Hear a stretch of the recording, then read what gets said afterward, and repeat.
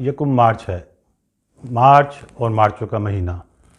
एक तरफ peoples party Sindh से इस्लामाबाद की तरफ मार्च कर रही है, जबकि दूसरी तरफ पीटीआई भी सिंधी अवाम को पीपल्स पार्टी से निजात दिलाने के लिए घोटकी से कराची तक मार्च कर रही है। और आप सब जानते हैं कि 1 मार्च पास्ट पाकिस्तानी मुसल्लह अफवाज की तरफ से 23 मार्च को शेड्यूल है, और दूसरी तरफ अपोजिशन जमातों का पीडीएम इत्तेहाद भी इसी रोज़ यानी 23 मार्च को अपने लॉन्ग मार्च का ऐलान भी कर चुका है। इसके साथ एक और मूव हुकूमत वक्त के ख़िलाफ़ अदम एतमाद की शक्ल में मार्केट में पहले से मौजूद है। वो सियासतदान जो एक दूसरे की शक्ल देखने के रवादार नहीं थे, इख्तिदार की कुर्सी की लालच में एक दूसरे की चौखटों पर हाथ बांधे खड़े हैं। इमरान खान साहब से आप जितना मर्ज़ी इख्तिलाफ़ करें, लेकिन इस बात को तो बहरहाल मानना पड़ता है कि वो जो पेट फाड़ने की बातें करते दिखाई देते थे, अब उनके पेट एक दूसरे से इतने करीब हैं कि यही नहीं पता चलता कि गुड़ गुड़ की आवाज़ किस पेट में से आ रही है, और बदबू भी ऐसी कि कौन फैसला करे, क्योंकि खुराकें भी सब एक जैसी या एक दूसरे ही की खा रहे हैं। ये शायद मैं गलत कह गया। असल में तो ये पाकिस्तानी अवाम का माल है, जो हमारी वो जमातें जो 30 साल से इक़्तिदार के मज़े लेने के साथ साथ लुट्टो और फुट्टो फार्मूले पर अमल कर रही हैं। अब मेरे दोस्त ये मत समझें कि मैं अपोजिशन जमातों पर तो तनकीद कर रहा हूँ, लेकिन दूसरी तरफ हुकूमती पार्टी ने कौन सी दूध की नदियाँ बहा दी हैं। ये मौक़िफ़ भी दुरुस्त और मजबूत है, और मैं बहुत से मामलात में हुकूमत वक्त और इमरान खान साहब की कई एक पॉलिसीज़ को दुरुस्त नहीं समझता, लेकिन मैं अक्सर जमात इस्लामी के उस फ़लसफ़े जिसमें वो कहते हैं कि मुकम्मल अच्छाई तो मुमकिन नहीं, लिहाजा कमतर बुराई से काम चला लेना चाहिए, तो मैं भी इसी फार्मूले पर अमल करते हुए मौजूदा हुकूमत को थोड़ा बहुत सपोर्ट कर ही लेता हूँ। और मैं तो समझता हूँ कि हमारी रियासत भी इसी फ़लसफ़े के तहत काम करती है, जिसका मैं पिछली वीडियोज़ में बरमला कहता आया हूँ, क्योंकि सारे फरिश्ते तो अल्लाह मियाँ ने अपने पास रखे हुए हैं। हमारी रियासत भी सरज़मीन पर दस्तयाब मटीरियल से ही काम चला पाती है। और जहाँ तक बात है इमरान खान साहब की, उन्होंने वो सियासत करने की कोशिश की जो हमारे यहाँ 70 की दिहाई से लेकर 90 की दिहाई में हम देखा करते थे, जब बयानात का रिकॉर्ड इस तरह नहीं था जैसे आजकल सोशल मीडिया और इलेक्ट्रॉनिक मीडिया के दौर में मिल जाता है, जहाँ हर कही हुई बात पकड़ी जाती है, और अगर आप उन वादों को पूरा करते दिखाई नहीं देते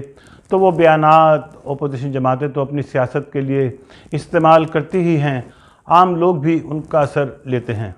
जबकि तमाम हक़ाइक़ उनके सामने ब्लैक एंड वाइट शक्ल में मौजूद भी हों। जैसे इमरान खान साहब ने वज़ीर आज़म हाउस और तमाम गवर्नर हाउसेस को यूनिवर्सिटीज़ में तब्दील करने के वादे तो किए, लेकिन उस पर अमल दरामद ना करवा सके, जबकि दूसरी तरफ वो हर वक्त रियासत मदीना की मिसालें देते नहीं थकते। तो कम से कम अगर वो अपने इस वादे को वफा कर जाते तो यकीन करें इसके असरात इतने दूर रस होते कि लोग दीगर सियासी जमातों को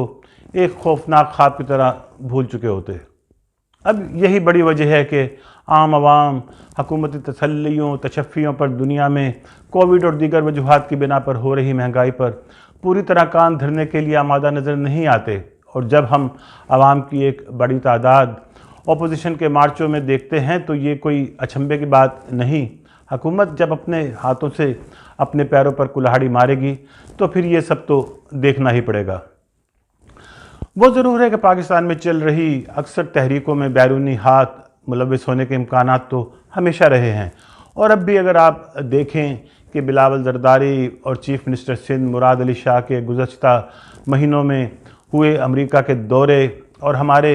एक दूसरे बड़े मियाँ साहब जो दवाई लेने लंदन गए थे वहीं बैठे पार्टी को चला रहे हैं, तो ये कभी इम्कान तो मौजूद रहता है कि मौजूदा वज़ीर आज़म इमरान खान साहब क्योंकि खुल्लम खुल्ला अमेरिका और बरतानिया को चैलेंज कर रहे हैं, तो वो कहाँ इमरान खान साहब की हुकूमत को बर्दाश्त कर रहे होंगे। अब कल इमरान खान साहब ने अपनी कौम से तकरीर में अवाम के लिए जिस तरह के रिलीफ पैकेज का ऐलान करके मैं समझता हूँ एक मास्टर स्ट्रोक खेला है, मुझे लगता है यही है कि वज़ीर आज़म के कल के पेट्रोल डीजल और बिजली में कमी के ऐलान ने अदम एतमाद के ताबूत में आखिरी कील ठोंक दिया है। اب حکومتی اتحادیوں کو بھی اس سے فیس سیونگ ملے گی اور کپتان کے کھلاڑیوں کو بھی ایک نیا جذبہ ملے گا۔ اپوزیشن اب یہ شور مچا رہی ہے کہ پیٹرولیم اور بجلی کی قیمتوں میں کمی سے ملکی معیشت پر دباؤ آئے گا، لیکن اب میں سمجھتا ہوں جس طرح میں پہلے بھی کہتا آیا ہوں کہ ہمارے انتظامی اخراجات میں کمی ہونی چاہیے، تو حکومت معیشت پر آنے والے دباؤ کو اپنے انتظامی اخراجات کو کم کر کے پورا کرنے کا غالباً ارادہ رکھتی ہے، اور آپ جلد حکومتی سطح پر اس طرح کے اقدامات ہوتے ہوئے بھی دیکھیں گے۔ ایک طرف تو آپ دیکھ ہی رہے ہیں کہ پاکستان میں ٹیکس کی وصولی ٹارگٹ سے زیادہ ہوئی ہے، تو غالب امکان ہے کہ کچھ اسٹیٹ انٹرپرائزز جو ہماری معیشت پر سفید ہاتھی کی طرح بوجھ بنی ہوئی ہیں، حکومت ان کی پرائیویٹائزیشن کی طرف بھی جا سکتی ہے۔ اس کے ساتھ سابقہ فارن سیکرٹری شمشاد احمد صاحب کا کیا کہنا ہے، ذرا یہ بھی سن لیں۔ کہ 100 سفیر 100 سفارت خانے ہمارے وہ 70 سال سے بھی کوشش کرتے شاید یہ تبدیلی نہ آتی۔ یہ تبدیلی ہے ہمارے ہاں ایک اوپر کے لیول پر، لیڈرشپ کے لیول پر ایک نئی قسم کا لیڈر آنے کے بعد یہ تبدیلی ہے کہ دنیا میں جو پرسپشن ہے پاکستان کی وہ بدل رہی ہے۔ یہ آپ نے دیکھا کہ 100 سفیر اور 100 سفارت خانے اور ان کا 70 سال کا کام، لیکن انہوں نے پوری بات نہیں کی۔ اسے ایسے پورا کیا جا سکتا ہے کہ اگر کچھ سفارت خانے جو خود وزارت خارجہ کی کتابوں میں ہالیڈے اسٹیشنز ہیں،